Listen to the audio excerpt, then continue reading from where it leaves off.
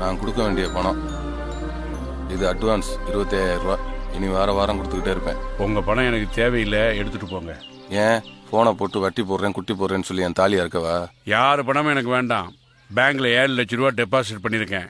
என் பேர்லேயும் என் பொண்டாட்டி பேர்லேயும் 5 லட்ச ரூபா இன்சூரன்ஸ் போட்டிருக்கேன். என் பொண்ணுக்கு 125 பவுன் நகை 5 லட்சம் சேர்த்து வச்சுருக்கேன். இது போதும்டா என் வாழ்க்கைக்கு.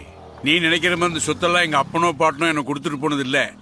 கஷ்டப்பட்டு நான் உழைச்சது, அணுவாக சேர்த்தது. அப்பா அம்மா இல்லாத என்ன என் மாமா 200 ரூபாய்க்கு லீஸுக்கு கொடுத்துட்டு போயிட்டான். அந்த 200 ரூபாய்க்காக 10 வயசுலேருந்து 10 வருஷம் கொத்தடிமையாக கிடந்தேன்டா. 35 வயசாண்டா நான் கல்யாணமே பண்ணிக்கிட்டேன். கையை ஊனி காலை ஊனி வயத்தை கட்டி வாயை கட்டி பெட்டி கடை மளிகை கடை ஹோட்டல்னு என்னென்னமோ ஆரம்பித்தேன்.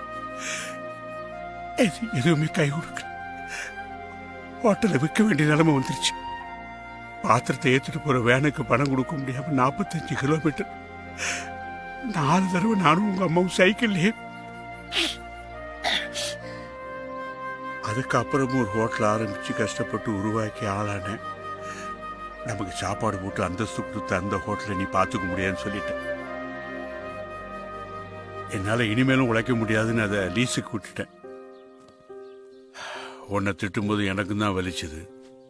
திருத்துறத உன்னை வருத்துறதா நீ நினைச்சிட்டு போ.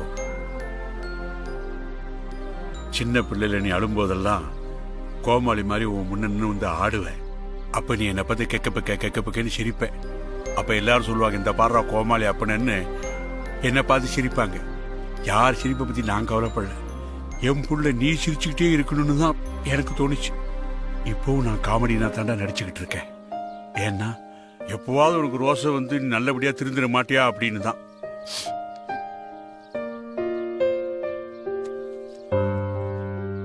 இந்த பணத்துல இருந்து ஒரு 100 ரூபாய் எடுத்து ஒருபடி அரிசியும் ஒரு பாக்கெட் ஊறுகாயும் வாங்கி உங்க அம்மாட்ட கொடுத்து சமைச்சு சாப்பிட்டு பாரு.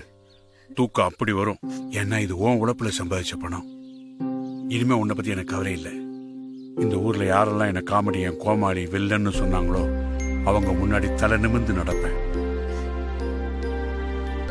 இதை வச்சுக்கிட்டு பிசினஸ் பெருசு பண்ணு.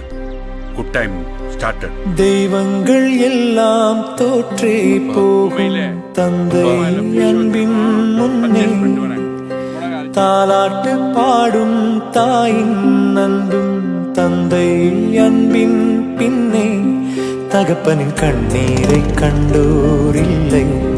தந்தை சொல்மிக்க மந்திரம் இல்லை.